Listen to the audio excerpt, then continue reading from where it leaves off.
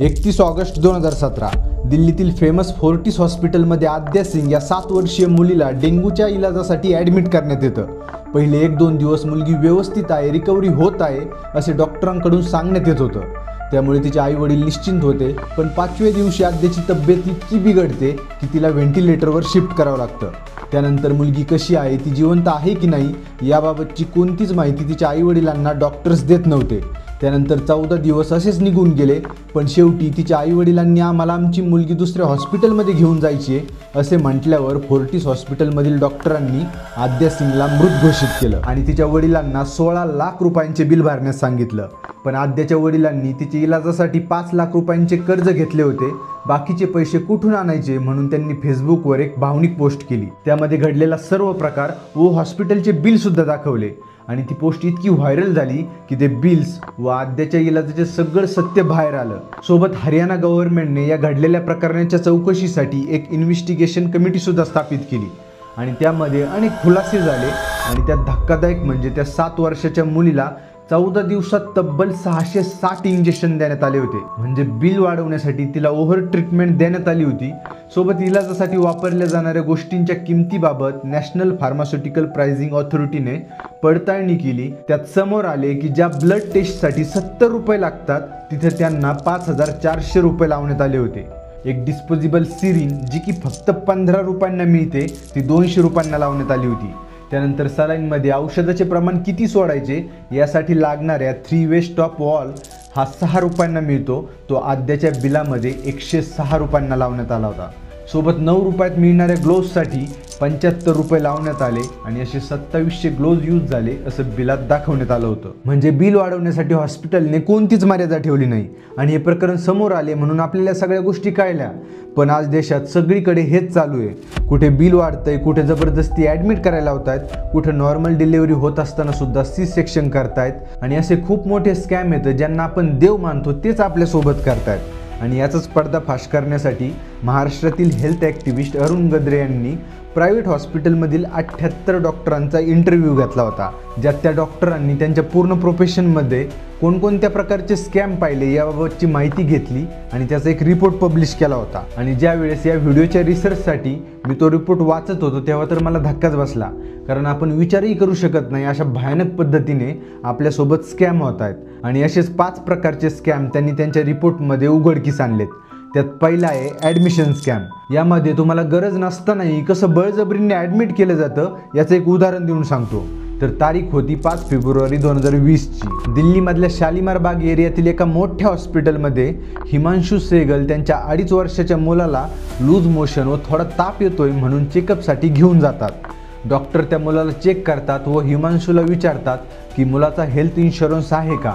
हिमांशू हो मानताच डॉक्टर त्यांना सांगतो की मुलाला ॲडमिट करून घ्यावं लागेल। हिमांशूला काही समजायच्या आत मुलाला टेस्टसाठी नेण्यात येतं। काही वेळ उलटतो आणि एक डॉक्टर मुलाला परत चेक करण्यासाठी येतो। आल्यावर लांबूनच मुलाच्या या ठिकाणी जखम झाली, याला मूव्हिकॉल नावाचे एक औषध द्या असं सांगतो। हे मूव्हिकॉल औषध हे लूज मोशन वाढवण्यासाठी असतं। ते औषध नर्स त्या छोट्याशा मुलाला पाजत सुद्धा नाही, उलट इंजेक्शनने डायरेक्ट ब्लडमध्ये सोडते। काही वेळातच मुलाला त्या औषधाचे रिॲक्शन येतं व मुलाचे शरीर डिहायड्रेट होण्यास सुरुवात होते। 4 दिवस कसे बसे निघतात आणि त्या मुलाचे लिव्हर फेल होण्यास सुरुवात होते। आता डॉक्टरांना कळतं की केस हाताबाहेर चालली आहे म्हणून ते हिमांशूला बोलून घेतात व सांगतात की त्याचे लिव्हर ट्रान्सप्लांट करावं लागेल, म्हणून आमच्या एका दुसऱ्या हॉस्पिटलमध्ये त्याला शिफ्ट करा। पण दुर्दैवाने दुसऱ्या हॉस्पिटलपर्यंत पोहोचायच्या आधीच तो 2.5 वर्षाचा मुलगा जीव सोडतो। म्हणजे फक्त लूज मोशन आणि थोडासा ताप येतोय म्हणून चलते फिरते बाळ चेकअपसाठी हॉस्पिटलमध्ये नेलं होतं। पण फक्त त्याचा इन्शुरन्स आहे म्हटल्यावर त्याचं बिल वाढवण्यासाठी डॉक्टरांनी त्याच्यासोबत ॲडमिशन स्कॅम केला, ज्यात त्या मुलाचा जीव गेला। आणि असंच गरोदर महिलेची नॉर्मल डिलिव्हरी होत असताना सुद्धा थोड्याफार पैशांसाठी काहीतरी फालतू कारण सांगतात आणि सी सेक्शन किंवा सीझर केलं जातं। कारण नॉर्मल डिलिव्हरी होण्यासाठी 12 ते 24 तास लागतात, पण सीझर करण्यासाठी फक्त 45 मिनिटं लागतात। त्यामुळे डॉक्टर्स टाईम वाचवण्यासाठी व पैशांसाठी सीझर प्रिफर करतात। कारण गव्हर्नमेंटच्या एका रिपोर्टनुसार गव्हर्नमेंट हॉस्पिटलमध्ये होणाऱ्या डिलिव्हरी या 17 ते 21% सीझर होतात, पण प्रायव्हेट हॉस्पिटलमध्ये 49% डिलिव्हरी या सीझर होतात. म्हणजे या डेटावरून तुम्हाला सगळं चित्र स्पष्ट झालं असेल. सोबत WHO म्हणजे वर्ल्ड हेल्थ ऑर्गनायझेशनच्या एका म्हणण्यानुसार वर्षभरात होणाऱ्या डिलिव्हरीमध्ये जास्तीत जास्त 15% डिलिव्हरी या सीझर होऊ शकतात, त्या पण खूप कॉम्प्लिकेटेड केसमध्ये. पण आज तुम्ही पाहत असाल की प्रत्येक 2 डिलिव्हरीमधील 1 डिलिव्हरी ही सीझर केली जाते. कशासाठी? तर फक्त पैशांसाठी. आता सगळ्याच केसमध्ये असं असतं असं नाही आहे, काहीमध्ये जेन्युइन कारण पण असतं, पण बऱ्यापैकी हा स्कॅम नक्की होतो. आणि असाच पुढचा आहे सिंक स्कॅम.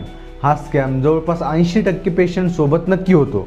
कारण आठवून पहा, ज्यावेळेस तुम्ही हॉस्पिटलमध्ये गेले त्यावेळेस डॉक्टरांनी तुम्हाला हे चेक करावे लागेल, ती टेस्ट करावी लागेल असं सांगितलंच असेल. आता डॉक्टरांनी सांगितलं म्हणून आपण काही न बोलता त्या टेस्टसाठी ब्लड देतो. ब्लड घेणारा पण डॉक्टरांच्या ओळखीचा असतो किंवा हॉस्पिटलमध्येच त्याची लॅब असते. तो 3-4 वेगवेगळ्या कलरच्या ट्यूबमध्ये आपले ब्लड घेतो आणि 1-2 तासांनी 7 ते 8 रिपोर्ट आणून देतो. आता अरुण गद्रेंनी घेतलेल्या मुलाखतीत समोर आलं की डॉक्टर जी एक टेस्ट सांगेल ती फक्त एकच टेस्ट केली जाते. बाकीचे जे 5-6 टेस्ट असतात ते जनरली फेक छापून आणतात आणि जे तुमचं ब्लड घेतलेलं असतं वेगवेगळ्या त्या ट्यूबमध्ये ते सिंकमध्ये टाकून दिलं जातं आणि याला सिंक स्कॅम असं म्हणतात. म्हणजे टेस्ट एकच करायची पण पैसे मात्र 7 ते 8 टेस्टचे भरायचे, ज्यात डॉक्टरांचा काही हिस्सा आणि लॅबवाल्याचा काही हिस्सा ठरलेला असतो. आणि याच मॉडेलवर एक रेफरल स्कॅम सुद्धा चालतो, ज्यात डॉक्टर ज्या लॅबवाल्याला रिकमेंड करेल तो लॅबवाला त्या डॉक्टरला त्याच्यातला काही हिस्सा देतो किंवा जो डॉक्टर एखाद्या मोठ्या हॉस्पिटलला रिकमेंड करेल तिथं पेशंट पाठवेल ते हॉस्पिटल त्या डॉक्टरला पैसे देतात, ज्यामुळे पेशंटला गरज नसतानाही शहरातील मोठमोठ्या हॉस्पिटलमध्ये जावं लागतं आणि त्या बदल्यात लोकल डॉक्टरांना गिफ्ट्स मिळतात. व अजून एका पद्धतीने डॉक्टरांना flat, foreign trip, TV, fridge आणि गाड्या सुद्धा मिळतात. आणि मला वाटतं की हा बाकी सगळ्या स्कॅमपेक्षा सर्वात मोठा स्कॅम असेल तो म्हणजे मेडिसिन स्कॅम. आज तुम्ही कोणत्याही मोठ्या हॉस्पिटलमध्ये जा, तिथं तुम्हाला जे गोळ्या औषधं तो डॉक्टर लिहून देतो ते औषधं फक्त त्याच्याच हॉस्पिटलमधल्या मेडिकलमध्ये मिळतात. इतर कुठेही त्या सेम कंपनीची औषधं मिळत नाहीत. असं का होतं माहिती आहे का? कारण त्या कंपन्यांनी त्या हॉस्पिटलसोबत टायअप केलेले असतात. त्यामुळे जी गोळी कंपनी 2 रुपयांना बनवून हॉस्पिटलला विकते तीच गोळी हॉस्पिटल पेशंटला 10 रुपयात विकते. आता तुमच्यापैकी काहींना माहिती असेल की national pharmaceutical pricing authority of India यांनी गोळ्या औषधांची किंमत फिक्स केली जाते, म्हणजे त्यांना जनरिक कॅटेगरीमध्ये टाकलेली असते.